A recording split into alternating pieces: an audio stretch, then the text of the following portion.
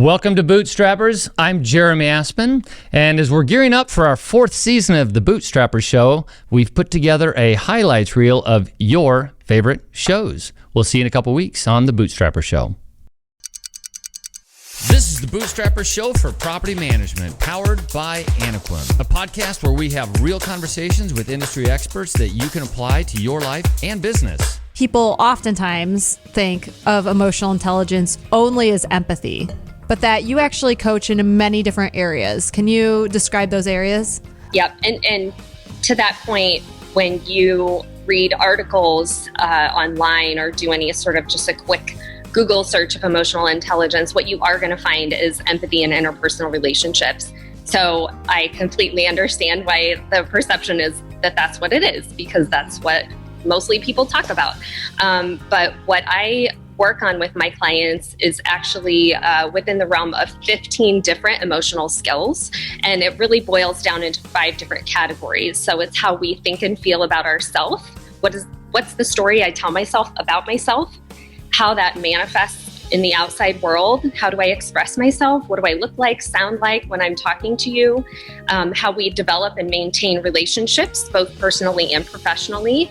How we solve problems and how we cope with stress. And it's all very interrelated. And I know when you and I talked last time, I love to give the very high level example of starting out your day, having an absolute knockdown drag out with your spouse, versus starting out your day finding out that you just won an amazing new client, and how either one of those scenarios would have a completely different color on everything throughout the course of your day. It's coloring how you think about yourself. It's coloring how you interact with other people.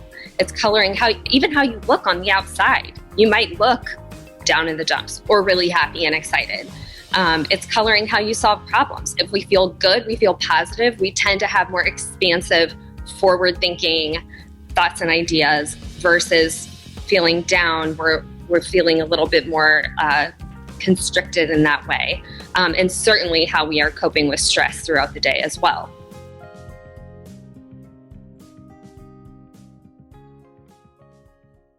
Well, you have to believe everything you read on the internet. It's all true. Start. Right? Like, that's a great start, though. Right. Like, how many things are out there that are just completely untrue? Mm-hmm. And it's like fact or fiction. And I think that really you have to focus on building your own self-confidence and your own self-worth about it. Do I know who I am? Because if I don't know who I am and I'm not willing to figure out who I am, I'm going to get lost in those comments. Mm-hmm. And nowadays with social media and the way that is, if I spend time like, oh, those people are defining who I am. Mm-hmm. But who am I? Like, I'm not defined by people's perception of me as much as I am defined by my perception of me.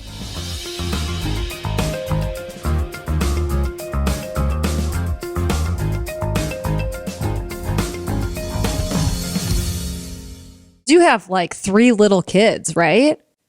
Yeah, I do. I have a 7, a 5, and a 3-year-old. So how do you manage this explosive growth with your personal life and your family life? So everybody has the same amount of time of the day, obviously. I used to think I was really busy. I used to make excuses for not working out. At the end of 2019, I actually started running again.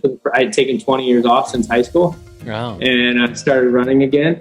I found out that I have more time than I think. Having kids has actually forced me to be more productive. To be honest, I don't watch any TV. We don't even have a working TV in our house, so we totally understand. And that's something we've said it before on the show. I mean, that seems to be a very constant. That seems to be a constant whenever we ask people that are having success. Almost nobody watches TV. Nobody watches TV. So I won't lie, like there are a few shows that I stream, like when I have a Saturday night where I don't have work to do for something, and I'll watch an episode of Yellowstone, stream it. I watched the show Billions. Ted Lasso was another one that was really good. That was awesome. Ted Lasso was awesome. Right, but these are like streaming, and it's like I'm choosing that over sleep. Right. And it's not like during the day, it's not from, 5 to 9. Right. It goes, my schedule goes like 7 in the morning, 6:30 in the morning till like get out of work at 6 or 6:30, get home, spend a couple hours with the kids, put the kids down, start working again until 9 or till like 10, 11, 12, sometimes 1 or 2 in the morning. And if I decide that I need to relax for a half hour at the end of the day, I do. And I typically run or work out at night. So for me, a lot of times when I'm running and working out, I'm reading books. So I very seldomly sit down and read a book. I just listen to them on the audiobooks while I'm running. And my business partner, Adam, taught me that. At first I was like, no, man, I got to listen to music. I got to feel the rhythm. Mm-hmm. And then I got addicted to the learning. And it's killing 2 birds with 1 stone. You just feel so full when you're, gaining knowledge while actually physically getting better. It's amazing. It's definitely a life hack for how to get those workouts in and learn.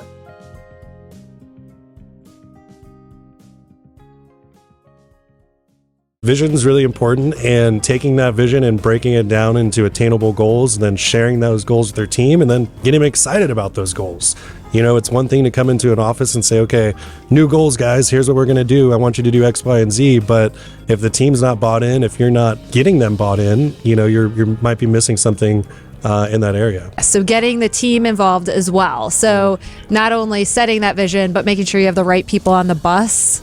Absolutely. Yeah, absolutely. Making sure you have, the right person in the right seat is also a under that umbrella of leadership. And also knowing when it's time to maybe make a change. So is that part of your consulting? Like, do you go into companies and you kind of observe how things operate? And then can you tell right away? Maybe you can see things that the owner can't see, like this person is toxic. I know this is your best friend from high school, but maybe you guys all shouldn't be doing business together. Those kind of the things that you see often. Yeah, absolutely. That's not our main goal when we're going. We're working with the companies on the business development side and working with their business development managers, but inevitably things like that come up. Whether it's, hey, I'd like to record this video, but I can't nail down our maintenance manager to get them to help me out. Or, I'd like to do this, but I'm having trouble, getting support here or there. So yeah, that is certainly something we come across. And, you start talking about business development, but then you realize it's connected to all these other things. Exactly. Right. That's why they come to you. They're like, Brian, I want to grow. I want to be amazing. And then you realize, well, some of these fundamentals aren't met. I'm going to have I can get you a business development manager. I can set you on this plan, but it's not going to get you anywhere if you don't have these fundamentals done.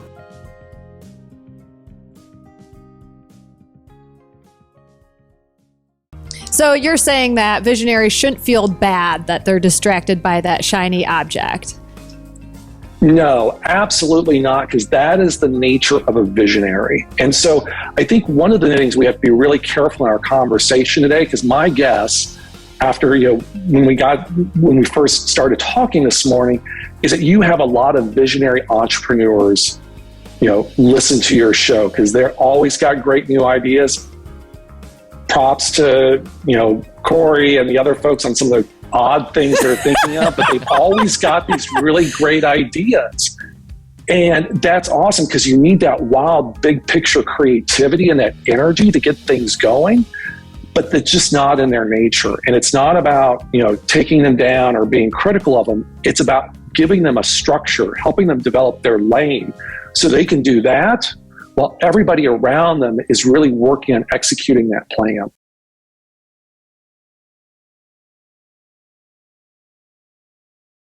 People try to parse it out as though, like, they try to make it so that reason is a higher level of thought. And it is not, because, I don't know, there's something axiomatic, or there's some sort of a nice little phrase that says it nicely, but essentially, you can't make reasonable decisions without emotion, because, so for instance, you don't even know what you want. You don't know what the outcome should be if you can't process it emotionally. So you I think it was Michael Shermer mentioned this to me. You cannot, your emotions is it your emotions are, I should probably leave this out of the show, but your emotions are the lawyers on the behalf of your already established beliefs. So you already have to have some sort of an emotional anchoring before you can reason. That's the long way of, yeah. Is that what you find also? Yeah, I'm deconstructing that phrase. But yes, generally the sentiment is for sure accurate. It's also something I coach on a lot. Our emotions are data. So not only our own emotions that we are experiencing in the moment, but also reading other people's emotions. They're giving us data in that exchange, in that conversation, in that meeting, in that phone call, even whatever the case may be. It's an exchange of data. It's allowing the other person the space to feel how they feel. And it is, culturally, we're not taught to use our emotions as data. Yes. We have a point of impact, and then we react, we respond, right? We're taught to think on our feet, think fast, come up with ideas and responses immediately. And we don't ever stop to not only process how we are feeling and use that information to make good choices, but also we're not taught to understand the fact that you can actually choose your emotion, right? So you can change it, and you can choose which emotion you're going to use, because you're probably not only feeling one.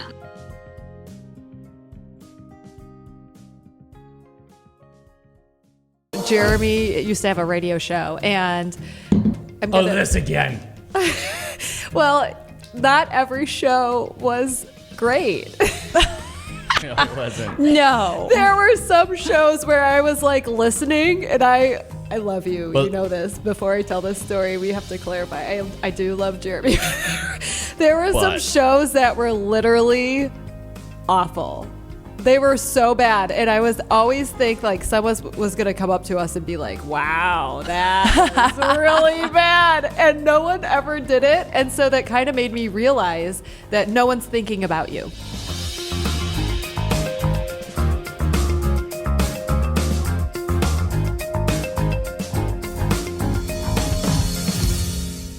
So one of my questions for you is, from going from 200 units to almost 3,000, have you had to make some significant personnel changes? Were the people that helped you at the beginning not the people who are going to get you to where you are now? I think it's just me and Adam left from the leadership team that initially set up our first VTO. I mean, that's not something that I ever expected or wanted, or Of course. I would have said that I was excited about. But I will say that I've never been more excited with our current leadership team than I am today. We just had our kind of first quarter offsite where we did a retreat, and we spent 2 days together planning and making sure the year was all set up, and our VTO was set up for our one year plan and our 3-year picture and all that kind of stuff. And I've never been more excited with our team we have right now. But I honestly, though, I think that being able to make those hard choices is what separates those who have true growth from those who don't. Because I'm sure that was heart-wrenching at certain times. Those leadership changes, how bad was it? To be honest, most of those people decided that they were moving on. For various reasons. Some people people started their own business. One person moved home to live with a family member and take care of a family member. Other people just felt like they needed a change. There's definitely not anything that I can pinpoint that was, and we didn't fire any of those people specifically. Of course, we've made hard personnel decisions over the years. That's just a given. As a leader and as a growing organization, you're going to have to make those tough decisions. But in those cases, in fairness, they just kind of moved on. Oh, well, one of them was part of the great resignation or the great migration, whatever you want to call it, after COVID. So we did lose quite a bit of our leadership team kind of after that to different various things. One person started a company. It is what it is.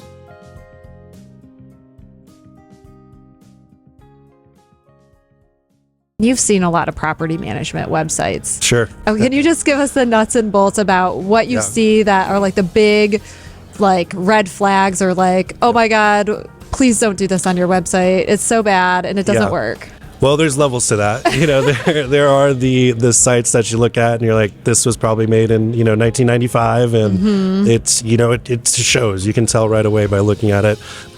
That's obviously a problem. But some of the other things that we see with companies that are a little bit more established and do have a website recently built and all of that, they answer a lot of the same questions, and they're very similar. If you look at a property management website in Denver compared to one in Chattanooga, a lot of cases there's going to be a lot of the same elements and even a lot of the same phrasing. We take the stress out of owning a rental property. We handle the maintenance, collect the rent, and a list of things that we do as property managers. And I think if you look around at the different websites, you start to realize that this is not a differentiator at all in some cases. And I think that's where a lot of folks miss the mark. They use their website as more of a check the box thing. It looks nice. It has the information on there. Got a couple of videos maybe if you're doing them okay. And, they kind of think of it like that, as opposed to using your website as a business card or a selling tool and something to draw folks in and maybe answer some of their questions and do some of the selling for you. As opposed to just being kind of a landing page, which some miss the mark by doing.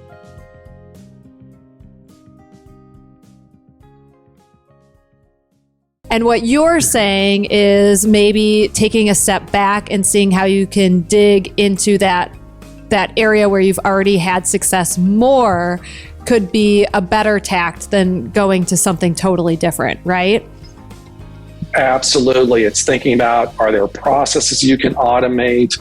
Are there some things you can outsource? Are there markets that you haven't really stopped, to really think about that you could also go into or go even deeper into? And I think when part of the challenge is that for entrepreneurs, you get so into your business, so into the weeds sometimes with blinders on, that you're not taking that time with your leadership team. You're not taking that time on your own to step out of the business and to work on it. Other thing about EOS is that you're not allowed to shift your focus within the 90 days. Right, Kyle? That is such a game changer.